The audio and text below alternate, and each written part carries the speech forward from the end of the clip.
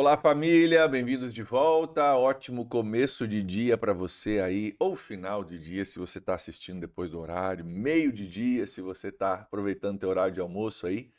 Bom ter você junto com a gente. Tem gente assistindo aí, ouvindo no carro, a caminho do serviço. Talvez você está na academia hoje, talvez você está, sei lá, aonde você está exatamente, lavando a louça, arrumando a casa.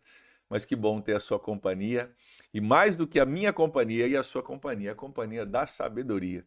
Essa pessoa maravilhosa que tem sido personificada aqui no capítulo 8 para nós, para a gente aprender a se relacionar com ela. Hoje nós vamos completar o capítulo 8, encerrando com os últimos dois versículos, versículo 35 e versículo 36, onde nós vamos falar sobre os benefícios da sabedoria. E eu quero trazer para você um pensamento que é bem útil, que eu acho que ajuda a gente a compreender o valor e o porquê da gente buscar sabedoria. Mas primeiro, vamos ler o nosso texto de hoje, versículo 35 e versículo 36. Nós falamos sobre a sabedoria como professora ontem e vamos continuar o nosso entendimento a respeito dela hoje no versículo 35, que diz o seguinte: Pois todo aquele que me encontra, né, nós já falamos sobre a intencionalidade de buscá-la, então todo aquele que me encontra, denota intencionalidade, encontra a vida e recebe o favor do Senhor. Meu Deus, a vida e o favor do Senhor, que coisa melhor.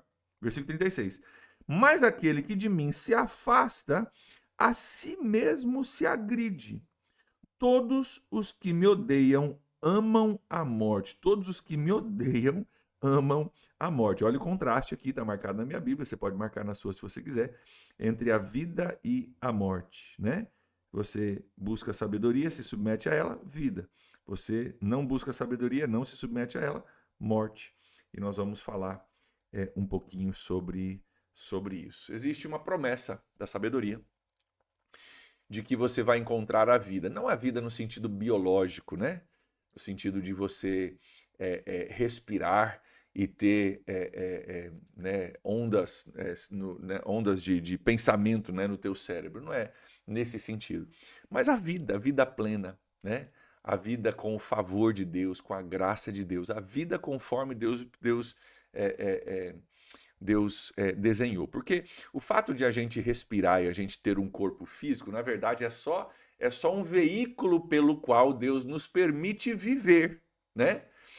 Amar, ser amado, perdoar, ser perdoado, falar, ser porta-voz de Deus, enxergar a criação de Deus, ouvir uma peça musical maravilhosa que te conecta com Deus e servir o próximo. E a vida é vivida a partir, a biologia é só um instrumento para a gente poder de fato viver, nos relacionar com Deus, né, representar Deus para outras pessoas. Isso sim é a vida. E a vida biológica é só um veículo para isso. Ele diz, cara, quem encontra sabedoria, encontra a vida. Vida no sentido de a vida plena, de você se conectar com Deus, você, sabe, viver uma vida debaixo das instruções do manual de instrução e daquele que te criou, você entender o seu propósito, você entender que o seu propósito é maior do que esse planeta Terra, porque você foi feito para a eternidade. Essas perspectivas de vida, elas vêm de um contato e uma instrução com essa professora chamada a sabedoria. A sabedoria é aquela que vai nos ensinar a talvez dizer um não hoje para um sim melhor amanhã, sabe? A sabedoria que, por exemplo, né, que me ensina biblicamente que eu devo dizer alguns nãos hoje para eu poder focar em uma eternidade no céu com Jesus. Existem algumas coisas, algumas negativas que eu preciso viver aqui, porque eu estou focado na minha eternidade. A falta de sabedoria diria: esquece a eternidade, vive para agora. Né? Faz o que deu na telha, segue o teu próprio nariz, siga teu coração. Né? E a Bíblia diz: o coração é enganoso, então melhor não seguir, não. Então a sabedoria é aquela que leva o todo em conta, né? E que me dirige por um caminho que não vai só ser bom hoje, mas vai ser bom para amanhã, para o ano que vem, para daqui 10 anos, para os meus filhos, para o meu legado e, né, no final das contas, para a minha eternidade. Quem me encontra, encontra a vida e recebe o favor do Senhor. Por que o favor do Senhor? Porque eu finalmente estou encaixando as decisões da minha vida dentro do programa, dentro do manual de instruções. As coisas vão funcionar muito melhor a partir do momento que você ler o manual de instruções e usar o produto de acordo com as instruções do fabricante. A gente usa aqui como exemplo, já usei com vocês, vou usar de novo só porque é rápido e pedagógico, né? Eu posso usar o meu celular como martelo? Posso usar como martelo. O celular é meu, eu faço o que eu quiser com ele. Posso usar como martelo. Assim como algumas pessoas falam, a vida é minha, eu faço o que eu quiser. Beleza, pode fazer, sem problema nenhum. Tenta martelar com o seu celular. Você não vai chegar muito longe e vai estragar aquilo que você está tentando usar como martelo. Então você tem direito? Tem direito, mas não vai dar certo. Né? Você não vai ter favor nem de pregar o prego, nem depois de usar o seu celular. E tem muita gente destruindo a sua vida, imagina que isso é a sua vida, destruindo a sua vida por usá-la do jeito errado, porque nunca leu o manual de instrução para entender que isso aqui não é martelo, isso aqui é um dispositivo de comunicação. Sabe? E tem muita gente que não está vivendo o favor do Senhor porque não leu o manual de instruções. Então você encontra a vida quando você encontra sabedoria, você encontra a vida e você encontra o favor do Senhor porque você começa a enquadrar a sua vida dentro dos princípios de Deus. Não tem como dar errado, gente. É o manual do fabricante. É a carta de amor do Criador do Universo. Falou, eu te fiz assim para fazer esse jeito, para viver dessa forma, e o jeito que eu montei o mundo, a vida funciona melhor se você for por esse caminho. Você pode ir de um caminho contrário? Claro. Mas está aqui no versículo 36 o que vai acontecer. Olha aqui. Aquele que de mim se afasta, a si mesmo se agride. É o celular tentando martelar um prego, né? A si mesmo se agride. Você não tá machucando ninguém a não ser você mesmo. Volta aqui na última frase. Todos que me odeiam amam a morte. Você diz, nossa, mas que forte, né? Todos que me odeiam amam a morte. Nada a ver, né? Também não é tanto assim, nossa, que radicalismo, 8 ou 80. Mas, gente, vamos parar para pensar. A gente raramente pensa a longo prazo nas nossas vidas. E eu creio que esse texto está fazendo aqui com a gente, ele está falando sobre isso um pouco mais a longo prazo. Ninguém diria, eu amo a morte, por isso eu vou enfiar o pé na jaca hoje. Claro que não. Né? Não é diretamente, eu amo a morte diretamente ou nem intencionalmente, mas por consequência das minhas decisões, porque eu amo determinadas práticas, eu me entrego a elas e o resultado, a consequência, a longo prazo é a morte. Tanto a morte física pode vir por causa disso, sem dúvida nenhuma, mas principalmente a morte espiritual, que é a separação eterna de Deus, aquilo que a gente chama de inferno, né? Que é a separação eterna de Deus. Por quê? Porque eu vivi de acordo com o meu próprio nariz, eu fiz o que eu queria, a vida é minha, eu faço o que eu quiser. Beleza, vai lá e martela com o teu celular. Né? É direito teu, mas o resultado também vem. É direito meu pegar o meu celular e martelar um prego com ele? É direito meu. Mas o resultado também é algo que eu vou ter que decidir, que eu vou ter que arcar. Né? E o problema é que às vezes tem gente que está martelando aí com a coisa errada e ainda reclamando de Deus. As consequências virão. As consequências virão. E uma das consequências que ele diz aqui é a morte. Morte física, morte no sentido de ter uma vida que não vive aqui, né, que não é aquilo que Deus intencionou, e pode chegar à morte eterna também. Então, a sabedoria, ela nos convida a ter uma visão um pouco mais a longo prazo. Eu gosto muito de uma colocação do Jordan Peterson, psicólogo famoso, autor aí que eu gosto de ler, onde ele fala assim, às vezes as pessoas vivem com uma miopia, né, olhando só hoje, olhando assim, cara, o que é bom para mim hoje? Ele fala, cara, você precisa pensar no que é bom para você, mas não é o bom para você só hoje, é o bom para você hoje, o você de amanhã, o você de daqui a 1 ano, o você daqui a 10 anos e agora vamos para o lado bíblico, o você da eternidade. Porque tem decisões que talvez eu e você gostaríamos de tomar hoje, que seriam muito boas para nós hoje. Cara, é o que eu quero, eu tô afim, não quero saber, vou fazer. E a gente diz que isso é bom para mim, é bom para o mim de hoje, mas pode ser terrível para o bom, para mim daqui a 10 anos.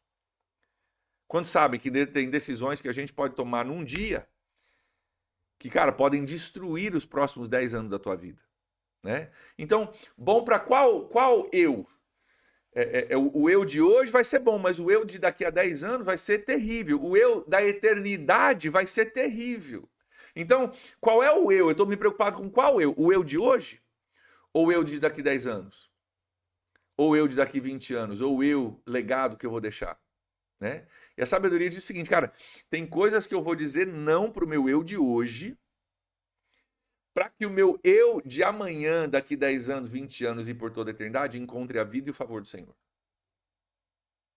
Nesse sentido, né, quando a gente fala que uma pessoa é egoísta, né, ela só pensa nela, só pensa nela. Normalmente a gente, de certa forma, a gente está um pouco errado quando a gente fala que a pessoa é egoísta, porque a pessoa não é estritamente egoísta, porque se ela pensasse nos resultados que ela vai ter que colher, ela não faria aquilo. Então ela não é egoísta, ela só está tão focada no presente que ela não consegue pensar no amanhã. Então ela enfia o pé na jaca. Cara, fui lá e fiz, eu não tô nem aí, pá, e foi, e depois a gente vê. Isso não é exatamente egoísmo. Isso é, na verdade, um foco tão exacerbado no presente que eu não levei em consideração o meu futuro. E a sabedoria diz para nós o seguinte: todo aquele que me encontra, encontra a vida. Encontrar denota busca, talvez um processo de busca. E recebe o favor do Senhor. Mas aquele que de mim se afasta. Afastar também é uma coisa que é um processo, né? Vai se afastando, vai deixando acontecer. A si mesmo se agride. E todos que me odeiam, amam a morte. Por quê? Porque resultado de eu talvez caminhar com pouca sabedoria hoje pode afetar o meu amanhã, pode afetar a minha eternidade. Então, vamos expandir nosso pensamento e vamos pensar não naquilo que é bom para mim hoje, mas aquilo que é bom para mim a longo prazo. Tantas disciplinas têm a ver com isso, né? Academia, nesses dias frios aí, não dá vontade de levantar e ir para academia, mas, cara, não estou pensando no que eu quero hoje, estou pensando no eu de amanhã, né? Vida com Deus, cara, pensando no eu de amanhã. Você viver uma vida saudável, é você pensar a longo prazo. Cara, onde que eu quero estar quando eu tiver 70 anos? Que capacidade física, né, de saúde física eu quero ter quando eu tiver 70 anos? Né? É você abrir mão do hoje por um futuro melhor. A sabedoria vai nos convidar a abrir mão de algumas coisas hoje por um futuro melhor. A falta de sabedoria vai dizer, cara, esquece o futuro, mete a ficha hoje. Por isso que o álcool é tão perigoso. Aliás, só um parênteses antes da gente orar. Por isso que o álcool é tão perigoso, porque ele faz duas coisas no cérebro, né? Ele inibe o teu pensamento a longo prazo, né? E ele te dá um surto de dopamina. Né? Então você fica felizão hoje e esquece do amanhã.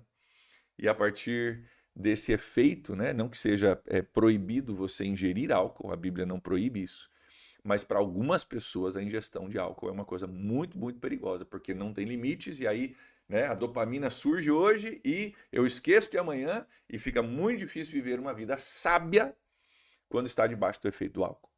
Então, a sabedoria nos convida aqui, a gente ouvi-la, a gente esperar a porta da casa dela, como a gente viu ontem, né, e a gente considerar a nossa vida a longo prazo. A sabedoria nos ensina que talvez um não hoje vai me dar um sim melhor amanhã, né? Talvez um não hoje vai me levar à vida que Deus deseja para mim amanhã e, eventualmente, para a vida eterna. A vida cristã tem a ver com isso. Não fazer o que todo mundo está fazendo, não fazer o que der na telha, não fazer o que eu estou com vontade hoje, mas viver com a eternidade em vista. Viver com a vida eterna, né, no céu em vista e a vida eterna que Deus já nos dá aqui também, a vida cristã, né, em vista. E isso é uma das chaves da sabedoria. A gente olhar não só para o hoje, mas a longo prazo. Então que Deus nos ensine isso, né? Que a gente possa buscar essa sabedoria Porque a promessa é que quem a encontra, encontra a vida e encontra o favor do Senhor. Deus te fez, meu irmão, minha irmã, Deus te fez para a vida plena, não a vida biológica, a vida plena, como a gente falou, e para viver debaixo do favor do Senhor. Que assim seja sobre a sua vida e a minha também. Vamos orar? Deus nos ajuda, Pai, a encontrarmos a sabedoria. Não é que ela se esconda de nós, mas às vezes é tão mais fácil para nós fazer o que todo mundo está fazendo. É tão mais fácil para nós fazer aquilo que a gente acha que vai dar certo. É tão mais fácil para nós, às vezes, não ter que esperar, como nós vimos ontem. Deus nos ajuda a encontrarmos a sabedoria, a junto com ela encontrarmos a vida plena que o Senhor quer para nós. E esse favor do Senhor, essa vida abençoada que é resultado de alguém que leu e aplicou o manual do fabricante. Faz-nos esse tipo de pessoa hoje, Deus, e que nós possamos provar e ver que o Senhor é bom, como diz a Escritura, a partir do nosso alinhamento com a sabedoria que vem da Tua palavra. Nós oramos assim gratos, em nome de Jesus. Amém. Amém, gente. Que Deus abençoe o seu dia aí, tá bom? Deus abençoe você demais. Aguardo você amanhã para a gente continuar o nosso estudo já no capítulo 9. Abração. Até lá. Tchau, tchau.